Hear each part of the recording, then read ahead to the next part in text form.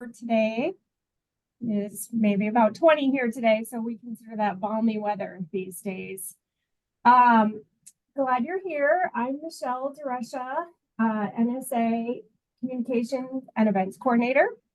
And we have Hannah Pidiel here. She's our Executive Director. She's waving. And a couple other folks from NSA. Justin Evertson is here. I saw Graham Herbst come on, Brad Kindler, Bob Hendrickson. Gosh, it's like the whole team. Toby Burnham. So almost the whole gang is here, and we are glad that you are here today. So a couple housekeeping details before we get started on our topic. If you're not familiar, just want to welcome you to Nebraska Statewide Arboretum. We're a nonprofit organization with a mission to plant Nebraska for healthy people, vibrant communities, and a resilient environment. And we do this all across Nebraska through tree planting and garden making and environmental education and outreach, like these winter plant talks and lots of other events.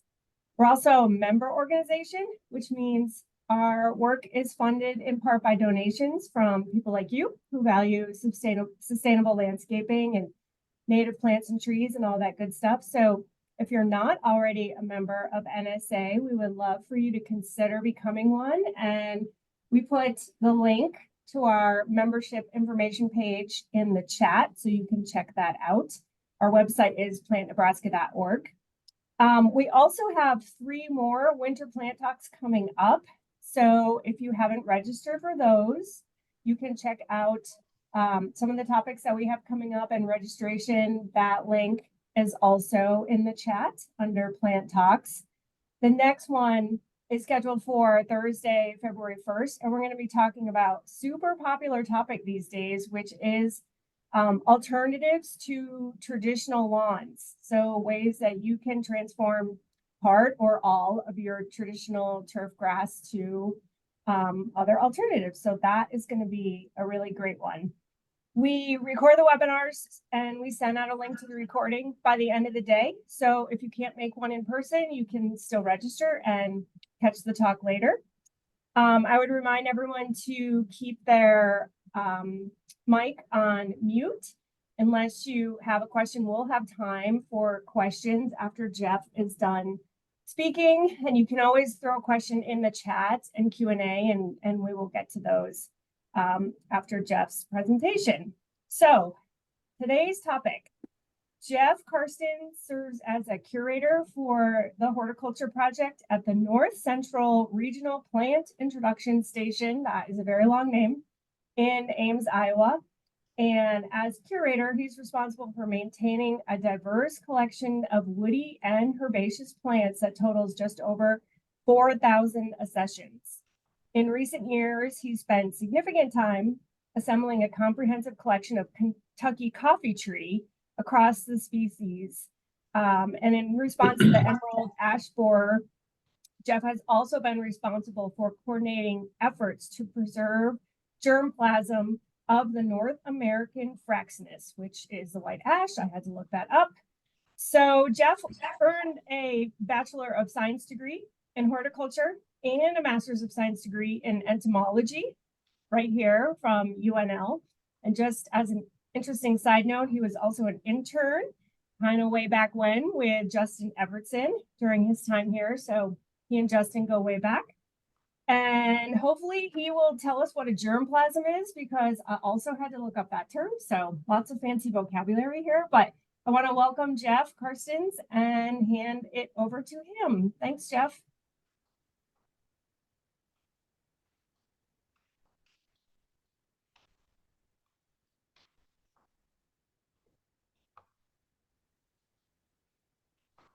Okay, you're on mute, just to let you know. There we go. How about that? Yep, you got it. Got it. Okay, can everybody see my slide then? Yes? Okay. All right. Well, yes. Thank you for the invite. I'm very excited to present to this group today for a couple reasons. As Michelle had mentioned, I was an intern at the Nebraska Statewide Arboretum in 1998, and I'm also a Nebraska native. I grew up in Randolph, Nebraska, just in the northeast part of the state. So I'm fully aware of what harsh conditions is like. And currently I'm living in central Iowa in Ames, working at the North Central Regional Plant Introduction Station. And being from Nebraska and the fact that most of you are probably Nebraskans yourselves, I need to give a shout out to some key folks that were very involved with my appreciation and learning of plants, and that's Harlan Hamernick, who was the founder of Bluebird Nursery, and Todd Morrissey, who was the horticulturist working at the Nebraska State Arboretum when I was an intern there. Steve Beverick from Sunshine Nursery in Oklahoma, and Jim Locklear, who was the director for NSA. And I worked at Finke Gardens for quite a few years with Rich Finke, so I really appreciate having some connections there. And I'm happy to make more connections as we go into the future. And I welcome any comments or questions down the road. So today I'm going to talk to you about the National Plant Germplasm System, what we do, why we do it, and then talk a little bit about how we use that germplasm and how important it is in evaluating plants. And I'm going to talk about the what's called the NC7 Regional Woody Ornamentals Trials Program. And so and of course, going to talk about a few things regarding tree recommendations. So with that, the National Plant Germplasm System, what is it? It's a coordinated system of gene banks scattered throughout the U.S. There's a total of 19 sites, and each of these sites is tasked with preserving genetics of plants, and each site kind of maintains their own specific suite of plants. So if you were to come to Ames, Iowa, we have a very large, extensive collection of corn. And if you were to go to College Station, Texas, you would get to see the pecan collection. Or Geneva, New York, you could visit the apple collection. And so each of these sites, it has a very specific suite of crops. And the mission of the National Plant Germplasm System is to preserve genetic diversity of crops and the associated information, to encourage the use of those germplasms, try to get products developed from that, and to promote research. And this is the point in time where I always have to mention that our work is funded by you guys. So with taxpayer dollars, our work is tasked with maintaining genetic diversity for research and for the longevity and in perpetuity as long as we can.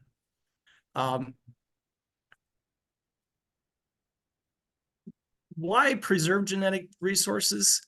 I push this slide out to you guys because it talks about a collector that collected a very specific wheat in Turkey in 1948.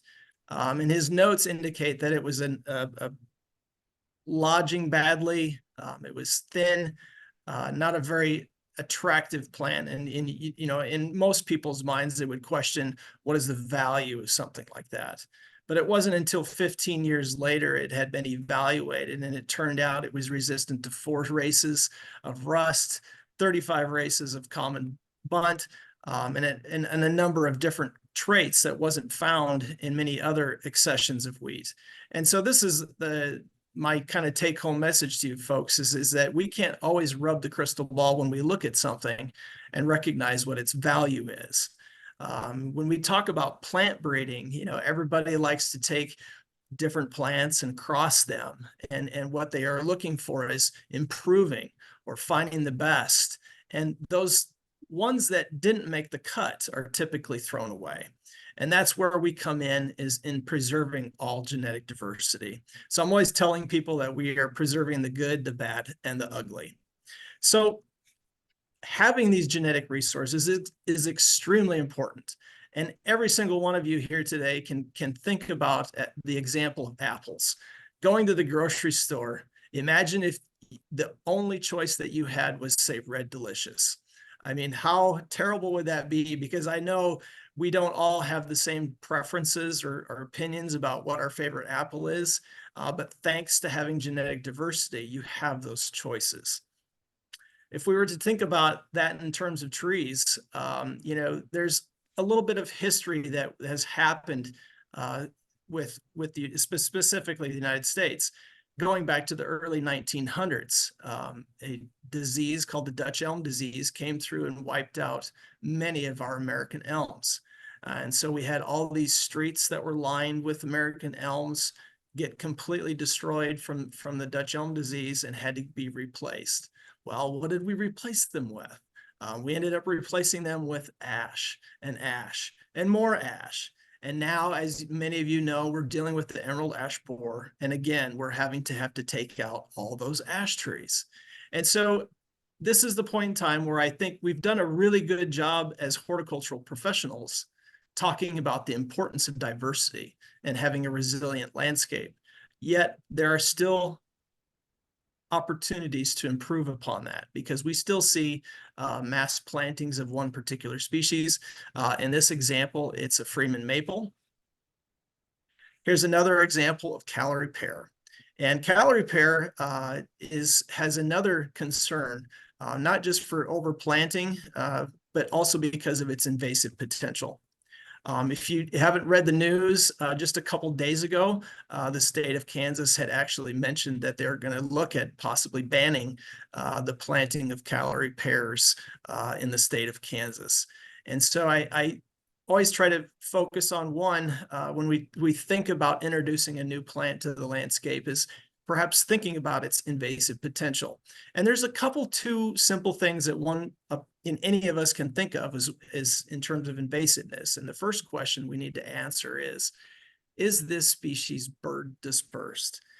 Anytime a species that's consumed by birds means that it's going to be rapidly spread across the landscape.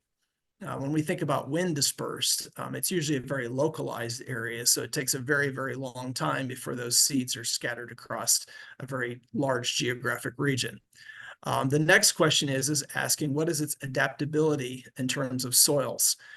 When we think about the collections of pears that were collected from their origin, there's notes that indicate that species is very common or abundant, found in very dry, sandy soils, rocky habitats, swampy wetland areas, anaerobic soils. So that's another key trait of saying, hey, this species, regardless of what soils it's put in, has the potential to do very well.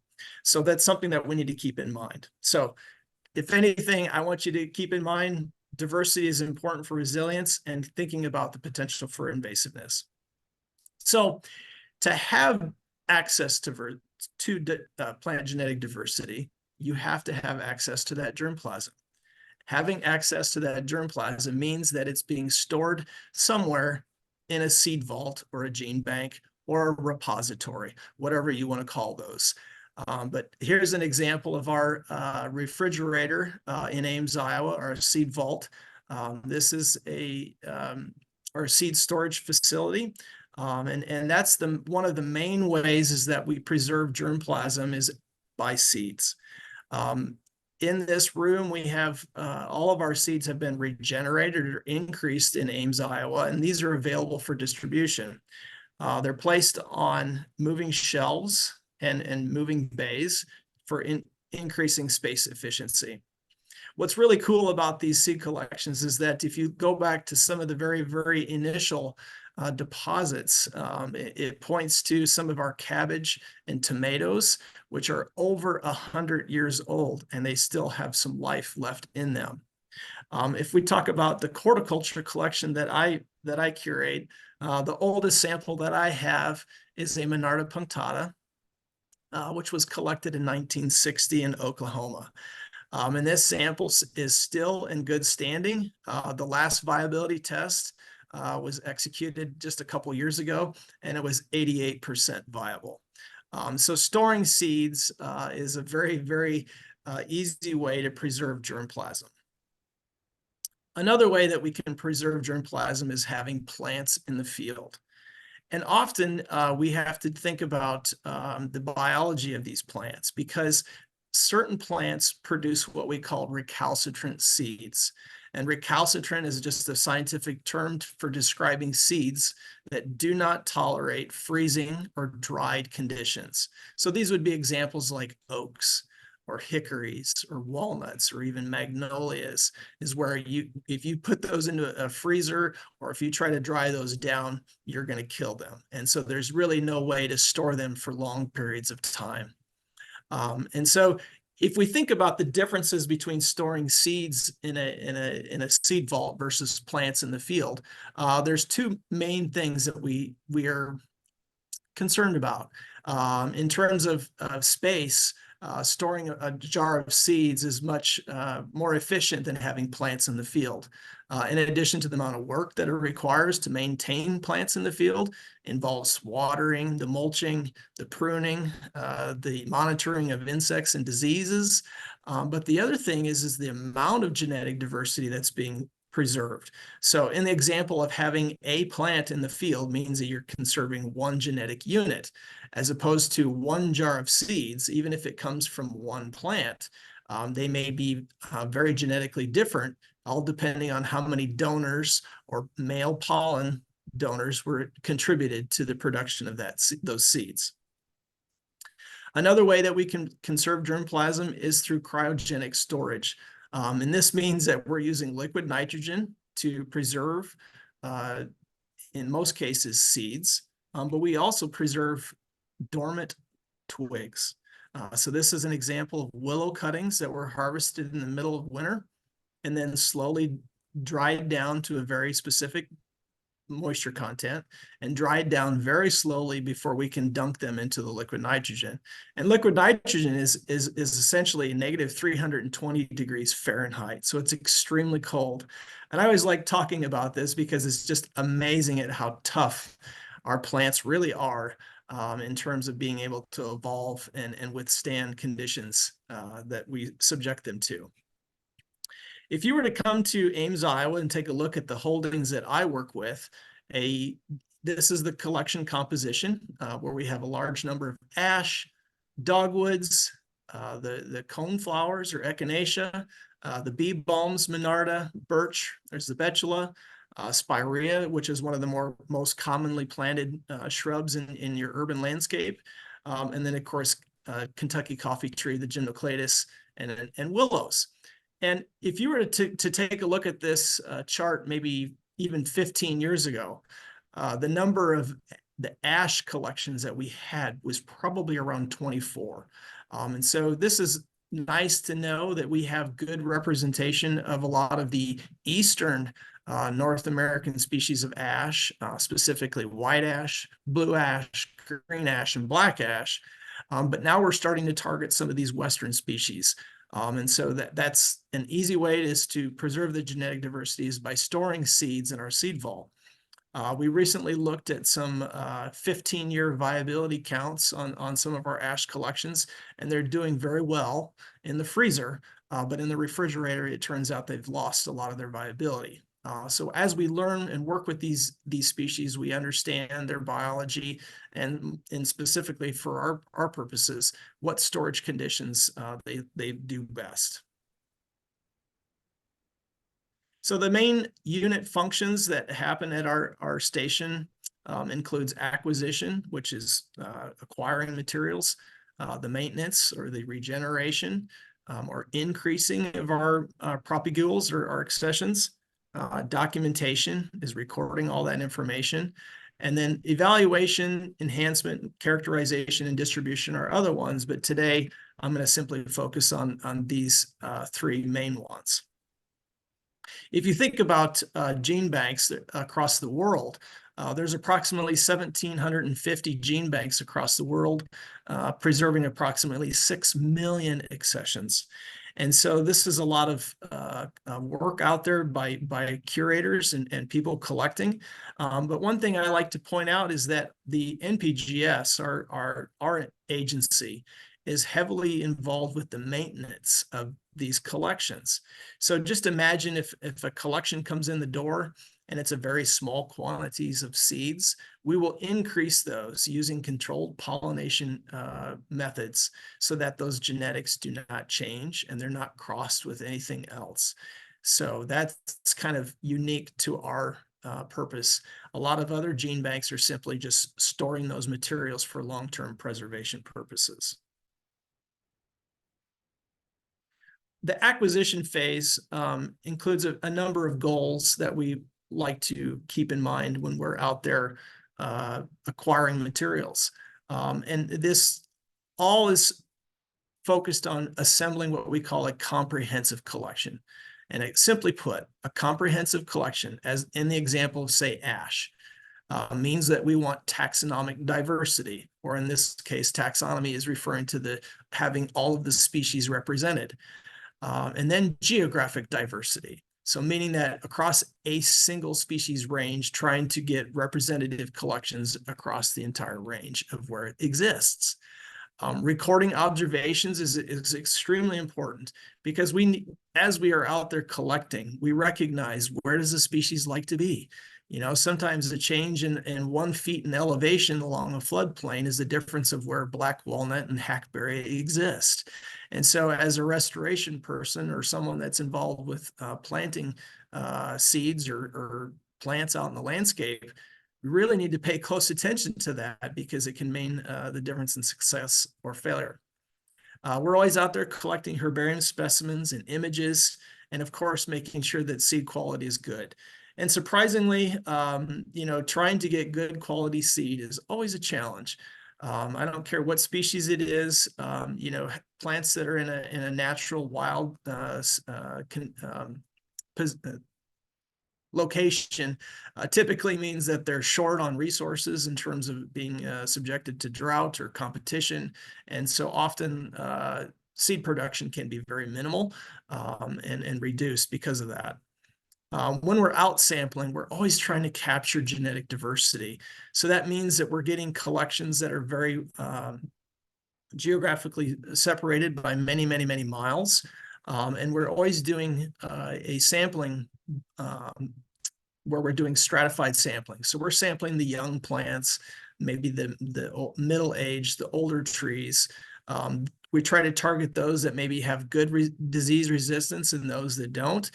So we're never being selective. We're trying to make sure that everyone is included because sometimes those genetics that may not look good now are the ones that we need in the future. Collecting is probably one of the most enjoyable parts of my job. Pictured here is some examples of collecting ash in the middle. White pines off in the top right corner. We do a lot of this work in the wintertime if we're trying to collect scions or cuttings. In the upper left-hand corner is, sorry, the lights just went off on me. The upper left-hand corner is a picture of Mike Bevins and Andy Schmitz collecting Amelanchier. And I laugh at the picture in the bottom right is Andy Schmitz when we did a trip up in Wisconsin last winter. And no, he's not trying to keep his hands from getting in the snow. He's just really excited because he found a species that he had been looking for. And so we are always happy to try to find these. The picture in the middle is an example of taking a herbarium specimen. And we are always thankful for those prior to our time that have taken the time and dedication to record where plants have been found across the world. So over the years, 20 years that I've been involved with collecting plants, Kentucky coffee tree is probably the highlight of my career.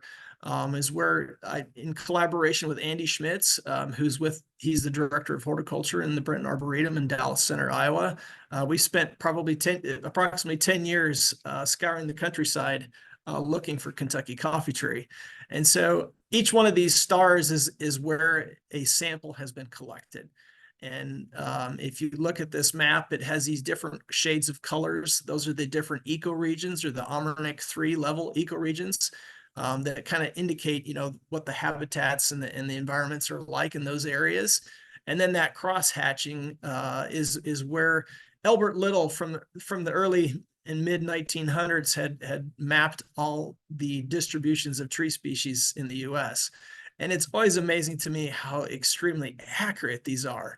There's a few points there in the western panhandle of Oklahoma that has a tiny little circle, and sure enough, you can find Kentucky coffee tree in those areas.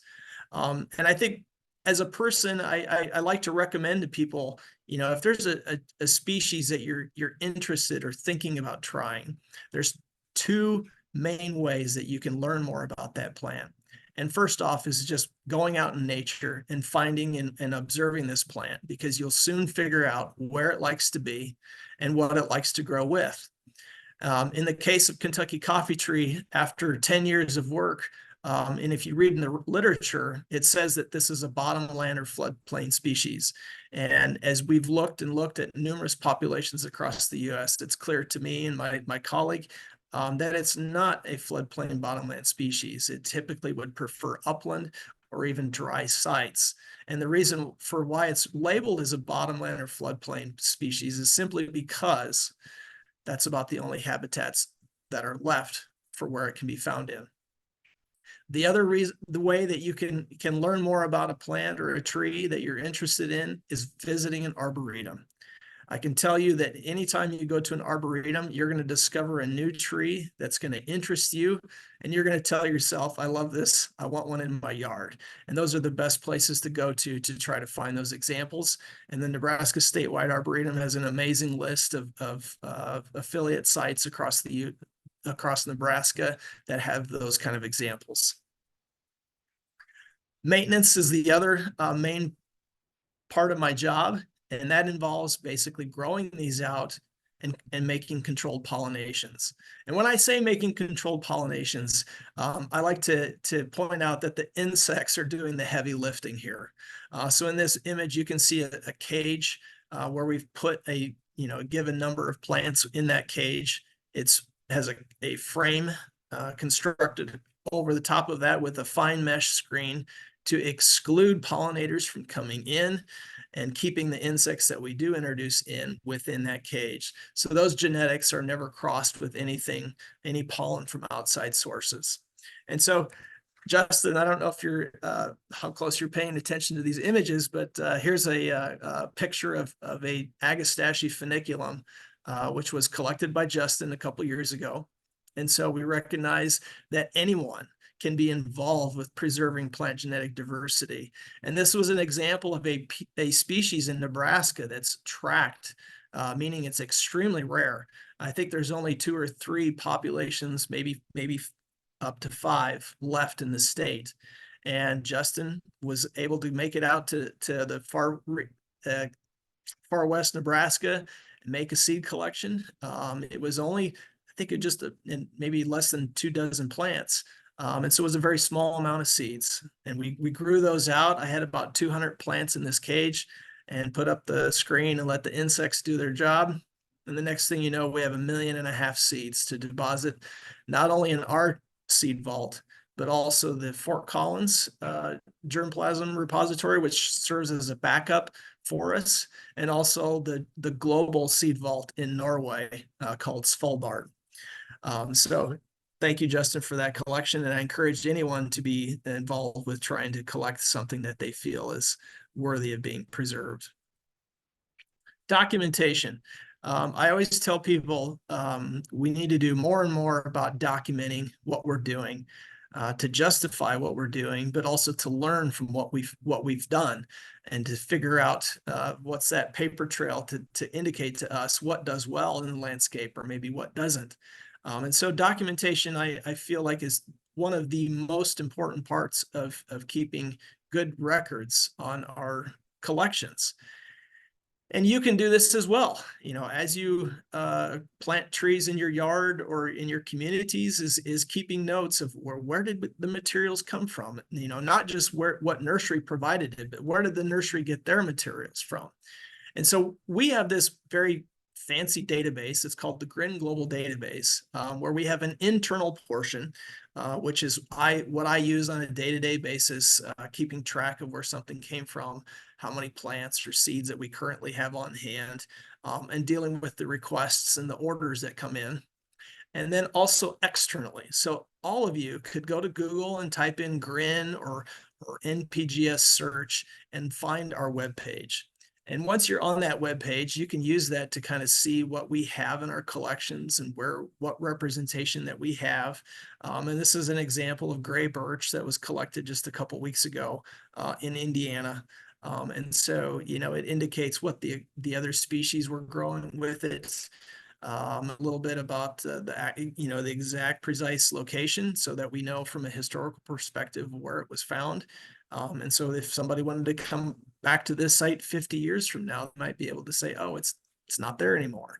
And so in addition to that, here's the QR code for those that are into the technology, which you can access our database.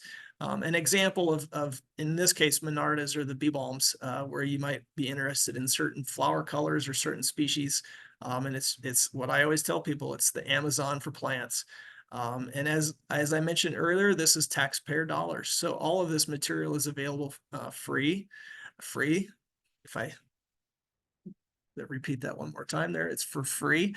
But there is one caveat, is that it is intended for research purposes only. So there is a process that's involved in vetting these requests to make sure that people are indeed doing official research. So people, I always mention about learning from these, documented records, and that plays heavily into our regional woody ornamental trials program. And this is a program that's been in place since the 1950s. And this program involves 30 sites across the US, where the whole focus is on, providing and distributing woody plants for long-term evaluations.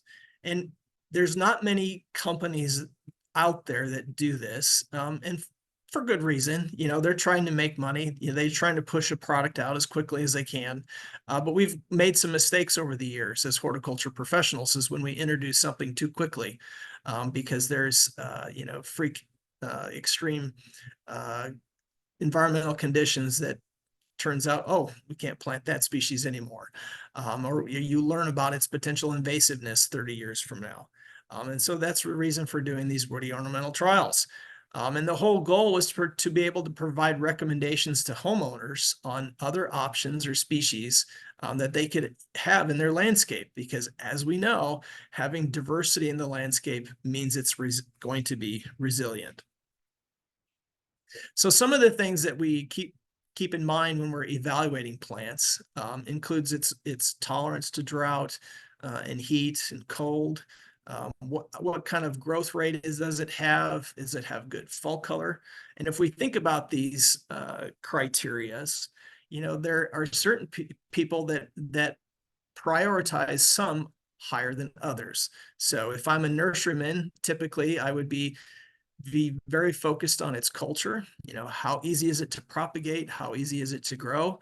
And what is its growth rate? I need to be able to produce a product in a short period of time. And then versus other people that have different priorities. If I'm a curator of an arboretum or a community, I want to be able to make sure that I have plants that are tolerant to drought, especially since we're having a drought in these last couple of years. And in the case of cold, can they handle that polar vortex that just came in at negative 27 degrees in central Iowa, despite the USDA cold hardiness zones shifting a little bit. And so there's other criteria here that can be prioritized based on what our goals are.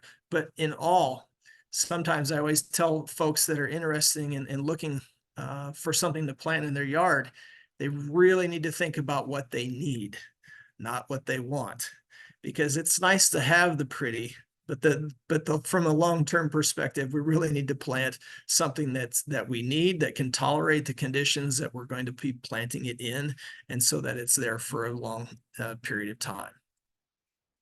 So when we think about plant performance, there's a number of things that impact whether or not a plant's going to do well in the landscape. But the one thing I want to focus on today is for those that are planting is to maybe take it to that next level. Maybe you've got the right species selected. Maybe you've selected the right site to plant that species, but taking it to that next level of trying to recognize and asking yourself, and specifically where you're purchasing that material, where you're acquiring that material, is what is its provenance? And that provenance is a term that we use for understanding where did that material come from and where and how did the conditions that it basically its origin and what it's adapted to. Because if we know where something came from, we have a very good idea of what sort of conditions it can tolerate in terms of heat, how cold it can tolerate it, and also the day length. So as an example, if we live in Nebraska and we decide to select a bur oak from North Dakota or even Canada versus a bur oak that came from Oklahoma, those two collections planted in central Nebraska are going to perform very, very differently. So if you're concerned about cold hardiness and you want to make sure that you're never going to have any cold damage, you might want to plant something from a northern provenance.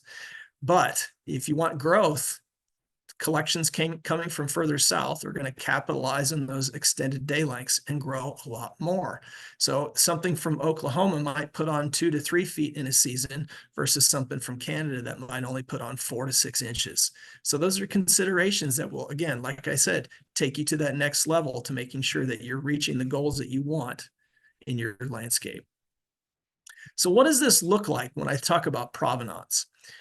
Here's an example of a picture taken at the Brenton Arboretum in Dallas Center, Iowa.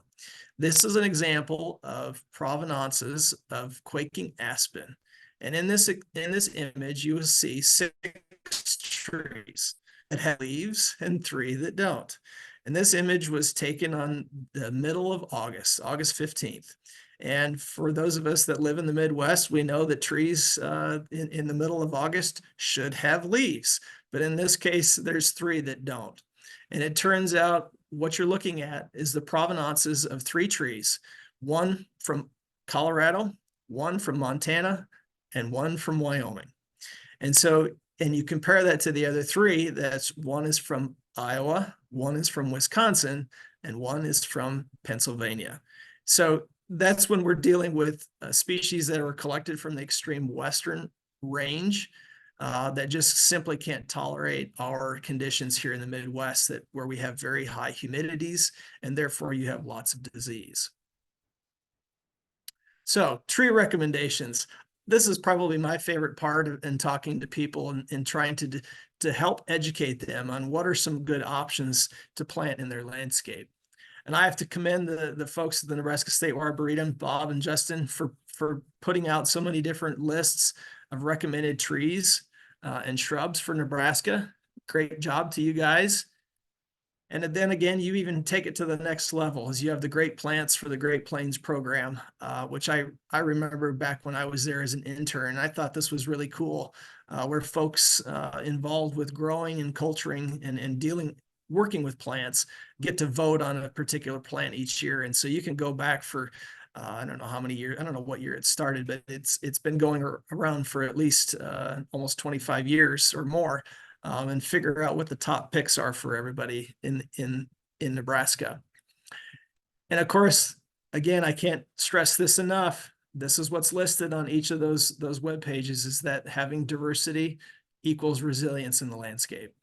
So just to talk about, a couple of my go-to species that I typically recommend includes a chinkapin oak, the Kentucky coffee tree, hop hornbeams, and pecans. So when people ask me, like, what's a tree I might recommend, I'm always thinking about what's going to be tough and what they need, sometimes compensating for something that's less showy. Because I want a tree that's going to be in my landscape that I'm going to have minimal care for, and I know it's going to do very well for me in the landscape. And I feel like you can never go wrong with these options here. But today, I'm going to talk about a couple other species that are perhaps unique, or maybe that you haven't heard of before. And the first one is rock elm, Ulmus thomasiae. Rock elm is a species that I think is underutilized and underreported. And so there's very few people out there that can point to rock elm, and for good reason. The main reason is being able to identify it. And so in this picture, I'm giving you a great example of the flowers or the inflorescences of both red elm on the left, rock elm in the middle, and American elm on the right. And as you can see, the flowers of red elm and American elm are in these kind of clusters, versus the rock elm has these long chains or these pendulous flowers for their inflorescence. So they're very, very different in that regards. Also, their fruits, if you look at the size, are very different, but also phenology. And phenology is the term that we refer to in the timing. So if you were to look at the flowering of red elm and American elm, it happens about 2 weeks prior to the flowering of rock elm. And so usually around the 10th or 15th of April, you can find red American elm flowering. And then usually around the first or second week of May, you'll find flowering on rock elm. And so most people think that the identification of rock elm means that it must have these corky stems. And I can assure you that is not a reliable characteristic for identification. A couple of years ago, I did some work in central Iowa marking rock elms in a state park. And this was an example of one. That were a picture of me by a very large specimen. And out of 100 trees that I marked within about a 3-hour period, only 2 of them had winged stems. So just remember that they're not always winged. One other identifying characteristic is that rock elm has this very good leader or good apical dominance. So it doesn't have these multiple codominant leaders that you have to constantly be pruning. And when people talk about elms, I usually get a little nervous in recommending American elms, even though there's a number of cultivars that have good Dutch elm disease resistance, but it's the pruning that is needed. It's like if you're going to purchase an American elm, you better purchase an arborist to come by every 5 years to make sure that it's doing what it needs to be. Rock elm is a very conservative species, meaning it's very slow growing. Which in compared to American elm, you might have a 2 to 3 foot seedling in the first year, versus rock elm, you'll have a 2 to 3 inch seedling. So they're very slow growing because they're focusing all their energy towards root growth.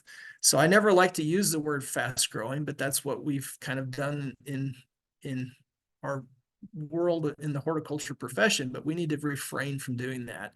If I was to say rock elm in terms of growth, it's just the same as anything else. It's just that it's putting all the growth down below that you just can't see. And after 30 years, if you were to compare, say, a silver maple and a rock elm, within 5 years, the silver maple might be 15 feet tall versus 1 foot tall on a rock elm, but 30 years later, they'll be near identical. The native range of rock elm is focused on the Midwest, and typically this species is very prone to being found in high pH soils or high in limestone, which is good because if we're planting this in the urban landscape, especially in the Midwest, we need those adaptabilities to high pH soils, because if you don't, you can see chlorotic issues in the leaves. And there's a few pockets of native rock elm in Nebraska, in which I wanted to highlight this one simply because it has some ties to the Nebraska Statewide Arboretum. The Ulmus thomasii was distributed through the NC7 trials in 2006, which was material that came from Nebraska. So it was from the Ponca State Park in Dixon County, which is one collection that we have from Nebraska. I do have 3 other ones, but it's been very hard and challenging to acquire rock elm simply because the birds, the mice, the turkeys, the critters love these fruits. They're consumed within a very short period of time, and so it's very hard to get the propagules. The next one I wanted to mention is Quercus prenoides. This is a picture that I took with Bob when we visited the Richardson County site back in 2007.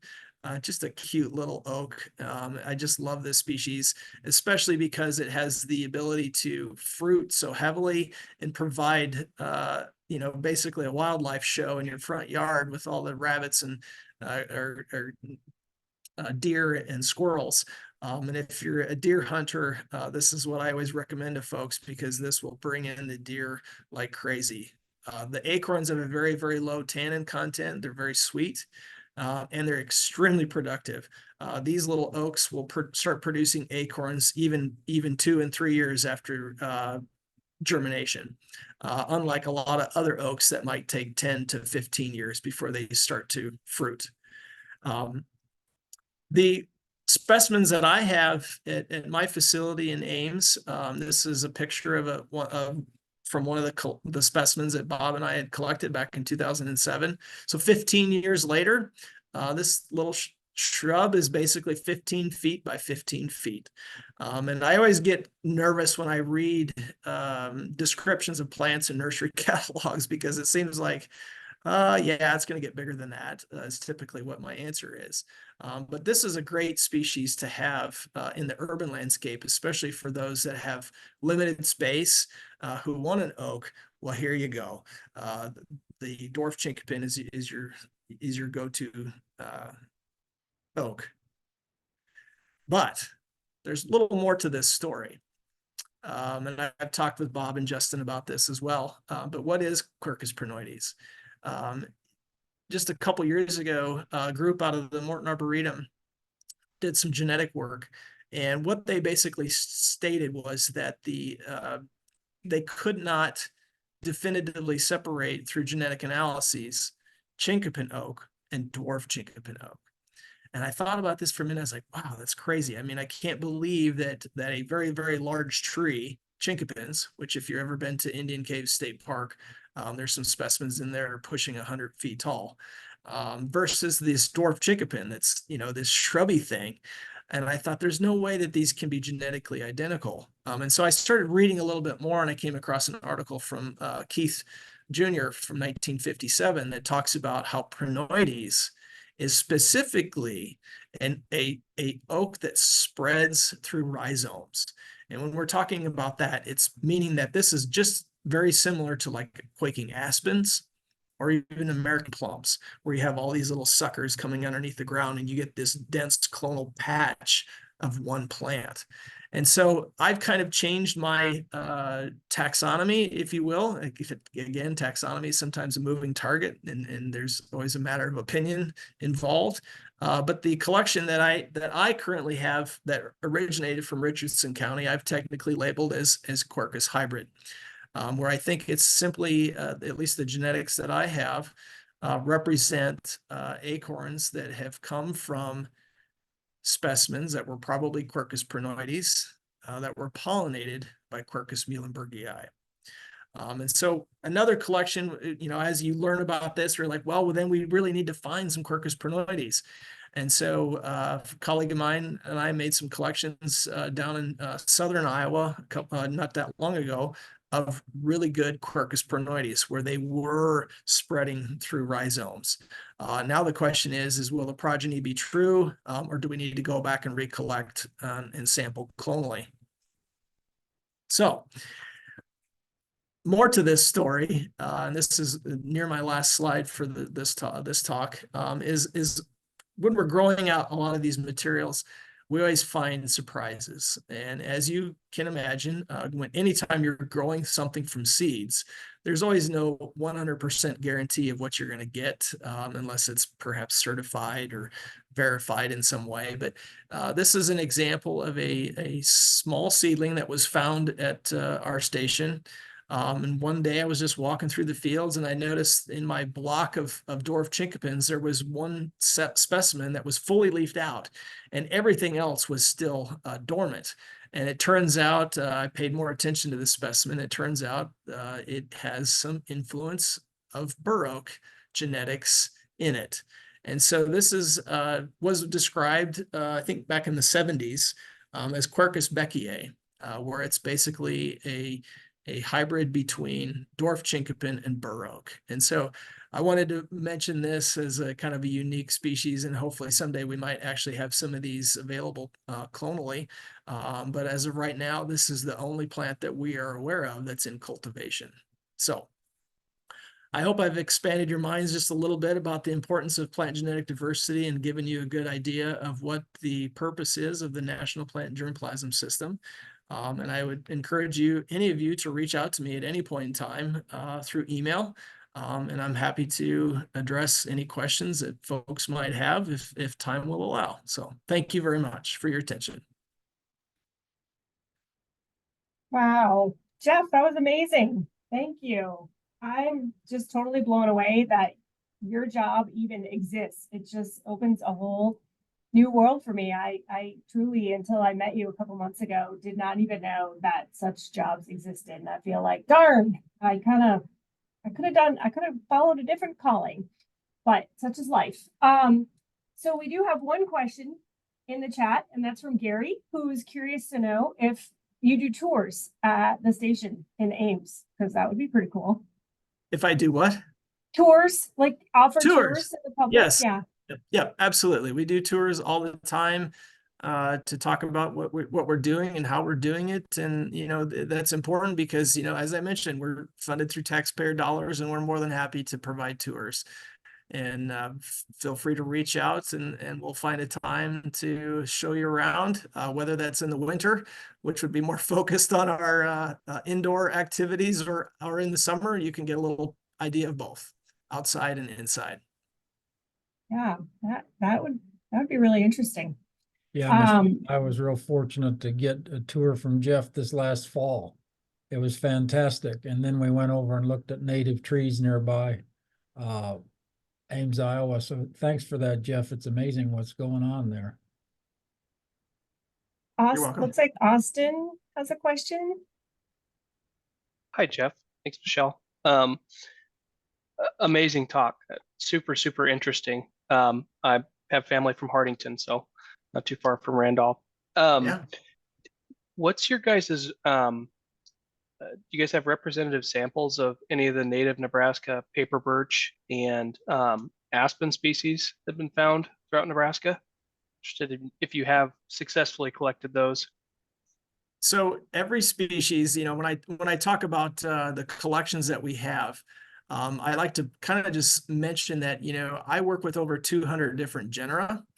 And as you can see from my example of Kentucky coffee tree, that I would say that's one example that I would say that collection is complete. And that took 10 years of time to get there. So unfortunately, with a lot of the other species that I work with, or, we have very limited representation. Now, what I can tell you is that from the two examples that you asked about, the prairie gold aspen, which was an introduction found in Nebraska, was distributed through our trials. I can't remember off the top of my head what year that was, but yes, we did get some germplasm of that, that's a clonal example. So every single plant is genetically identical, but it would be nice to try to acquire some of the genetics from like the Smith Falls area, where you have both Populus grandidentata and Populus tremuloides growing together.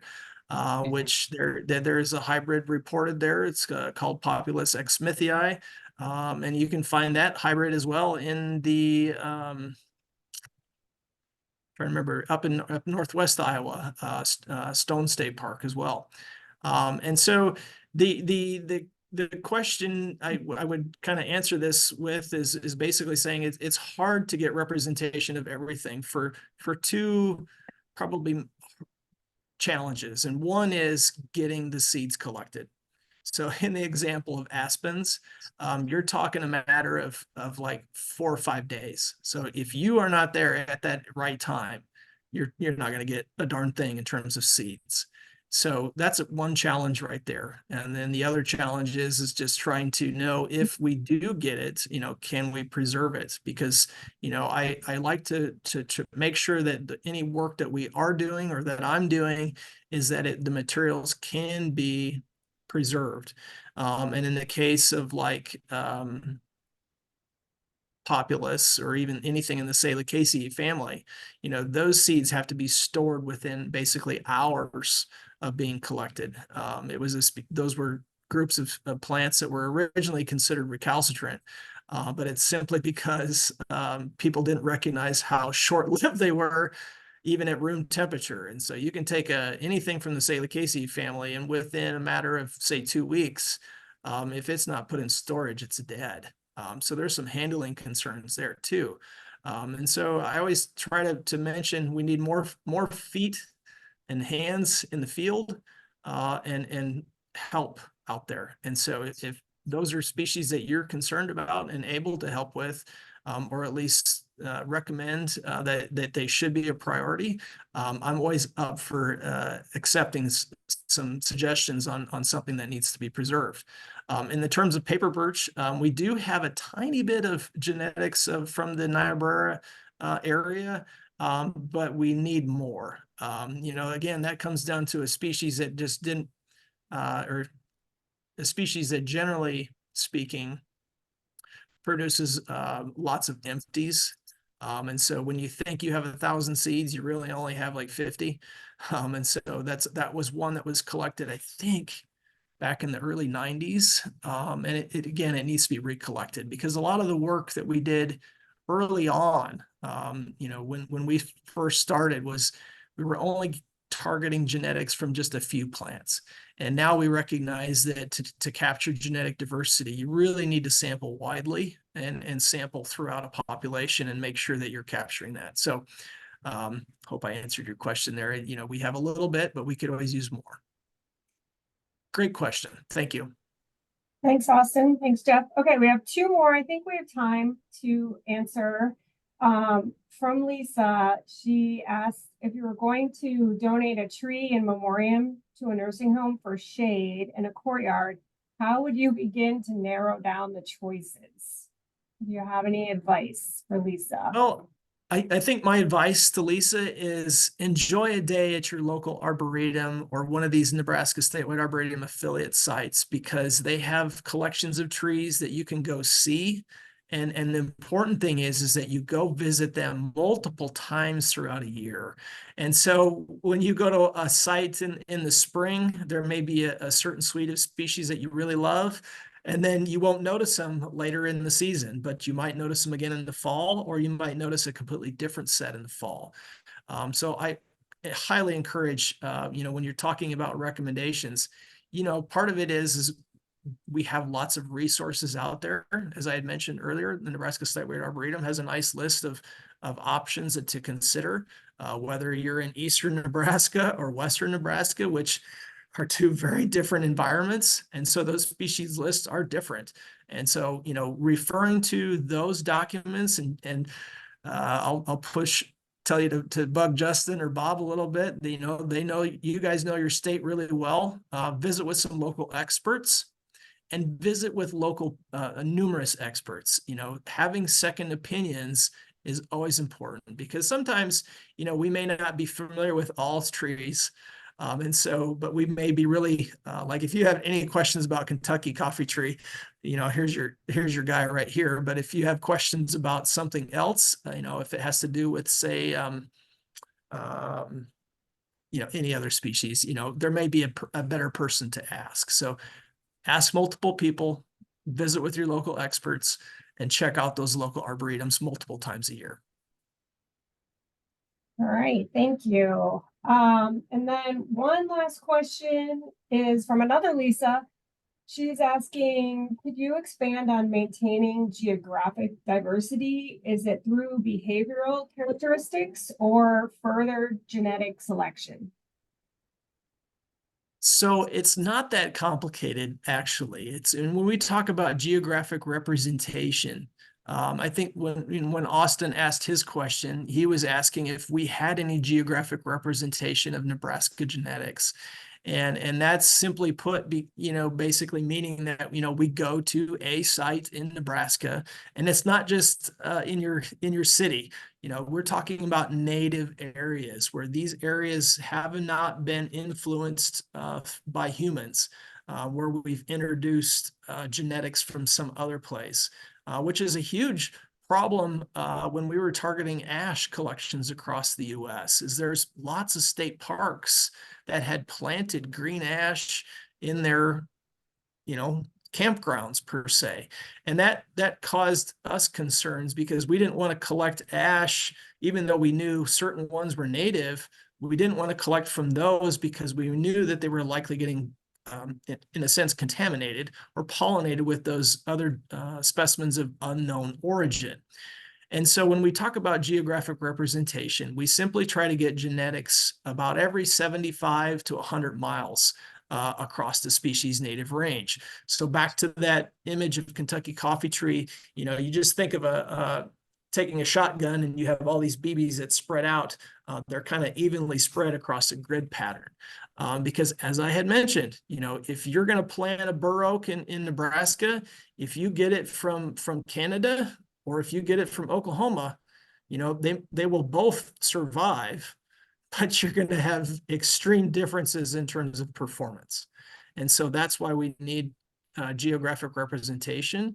And that's why we as consumers need to put a little bit more pressure on folks that are growing materials for us, is to make sure that they're getting it from a good source. Well, thank you very much to everybody for showing up today, and especially to Jeff Carstens. We know you're a super busy guy. You're on the road right now, so you're doing this remotely from a conference, and we just really appreciate you taking time out of your schedule to talk to our friends and be here with us today. So thanks for sharing your wisdom and many years of expertise. And everyone else, we will be back February 1st to talk about lawn alternatives. So that should be a really interesting conversation. If you haven't registered for that, you can at plantnebraska.org. And that should about do it for today. So thanks, everyone. Stay warm, stay safe, and thanks, Jeff. You're welcome. Thank you. Have a good day. Okay, take care.